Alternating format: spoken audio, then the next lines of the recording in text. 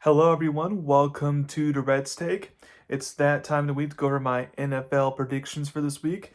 So let's get started with the AFC Championship game between the Patriots, who are 4.5 point favorites, and the Broncos. This game has some life taken out of it, with Broncos quarterback Bo Nix having a season-ending ankles injury.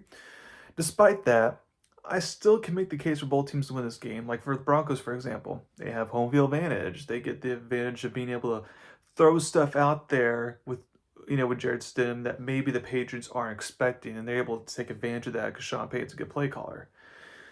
And Sean Payton wins with backup quarterbacks throughout his career. The reason the Patriots will probably win this game though is because they have the better quarterback of the two. Obviously, the Patriots defense is good, and most importantly, I just don't trust Jared Stidham. I know backup quarterbacks have won Super Bowls before. You can think of Nick Foles as of late. But if Denver had a more proven backup quarterback, like maybe like a Kirk Cousins or Jacoby Brissett or Malik Willis or it was something like that, or Mac Jones even, then I can maybe get more down with the Broncos winning. But I'll take the Patriots to win this game. They win 20-13. Next for the NFC Championship game, you got the Rams versus the Seahawks, who are 2.5 point favorites. We got part three of an awesome matchup. Based on the way Seattle looked last week, it makes all the sense in the world to pick them. One of the reasons why they can win this game is they obviously have home field advantage, and they are undefeated when they're at home in the NFC Championship game. Interesting stat there. They got the better defense of the two teams, and definitely the better special teams of the two teams, since the special teams was the reason why Seahawks won last time. Now the Rams can win this game too. They have the better quarterback and coach combo, and these who have been like a high leverage playoff games. And the two games these teams have played, quarterback Sam Darnold has 6 interceptions combined, so they know how to play him.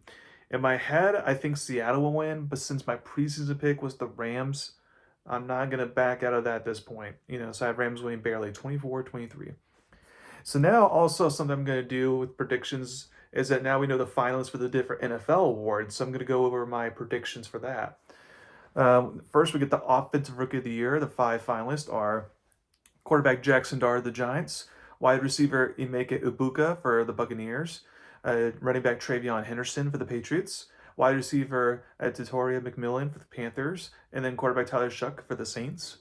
Both rookie quarterbacks have the case. Dart, when healthy, and that's a big if, but when healthy, put up the stats. And Shuck led his team to some wins on the tail end of the season there to give them some momentum going to the offseason. However, I think Henderson should win the award since he led his team in rushing over veteran Stevenson and had 10 touchdowns. And more importantly, the Patriots are clearly the better team of this bunch. So I have Henderson winning it. Next, you got Defensive Rookie of the Year. The 5 finalists are edge rusher for the Giants, Abdul Carter, defensive back Nick Amawari for the Seahawks, pass rusher James Pierce Jr. for the Falcons, linebacker Carson Schwessinger for the Browns, and defensive back Xavier Watts for the Falcons. I think both players on the Falcons are deserving to win this award. However, since they're on the same team, that may split up the votes to where neither of them wins it. And Wari has a case as well, but I think Schwetzinger's the clear winner here. He had 156 tackles, 11 tackles for loss, and a couple picks. I would be surprised if he doesn't win it.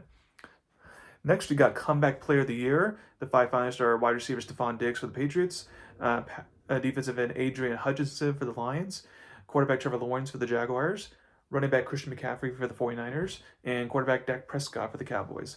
If I had to guess who will win this award, it will probably be Hutchinson or McCaffrey since they overcome season-end injuries last year to have good seasons. Same with Prescott. So if I had to pick of those three, it'd probably be Hutchinson. However, I think Lawrence should win this award because last year there were discussions of Lawrence was even going to be a starting quarterback anymore. He was regressing that badly, and now he's an MVP finalist. So to me, that's a big comeback right there. So I would have Trevor Lawrence winning it if it were up to me. Defensive Player of the Year, the 5 finalists are Will Anderson Jr. for the Texans, Nick Bonito for the Broncos, Myles Garrett for the Browns, Aiden Hutchinson for the Lions, and Micah Parsons for the Packers. A lot of these pass rushers have good cases. However, since Garrett broke the NFL sack record in a single season this season, it just seems he'll get the award, despite his team's lack of success. So I have Myles Garrett winning it. Next, we got Offensive Player of the Year, and the 5 finalists are running back Bijan Robinson for the Falcons, quarterback Drake May for the Patriots, running back Christian McCaffrey for the 49ers, wide receiver Puka Nacua for the Rams, and wide receiver Jackson Smith and Jibba for the Seahawks. Robinson had a good year, but on a non-playoff team, he won't get this award. Also, this is usually a skill position award, so I don't think May will win this award unless this was a consolation if he didn't win the MVP, perhaps. McCaffrey was the whole 49ers offense, basically, so I would not be shocked if he wins this award, but there were just games where he was, very much contained this year, and where he only had like 30 yards rushing, maybe 50 yards, receiving, that's it. So I think this comes down to Nacua and Jackson Smith and Jigba. They both had 10 touchdowns, both had over 1,700 yards. Jackson Smith and Jigba barely had more yards than Nacua, but Nacua also missed a game and a half or so with the injury. But it'll be interesting what the voters value here because Nacua provides more in the rushing game and especially in the blocking game as a receiver. So if they realize that part of the aspect, then I feel like they can give the edge to Nacua here, just because there were even some halves for Jackson Smith the Gym where he would just go silent and then explode later in the second half or something. But I think it'll go. I think it will go to either or, but I'm going to pick Puka there. Assistant Coach of the Year, you got defensive coordinator Vic Fangio for the Eagles, defensive coordinator Brian Flores for the Vikings, defensive coordinator Vance Joseph for the Broncos, offensive coordinator Clint Kubiak for the Seahawks, and offensive coordinator Josh McDaniels for the Patriots. This isn't a slam dunk choice. Some people say Kubiak, but since Sam Darnold played well back in Minnesota before he got there, and Seattle's more a defensive-led team, I don't think Kubiak could get credit there.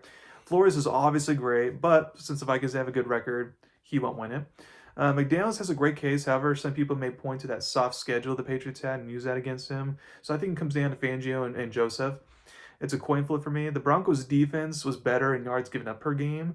However, the Eagles' defense had more takeaways than the Broncos did by 7. So I'm not sure what the voters value there. But assuming they value takeaways more, I think Vic Fangio will get the edge there.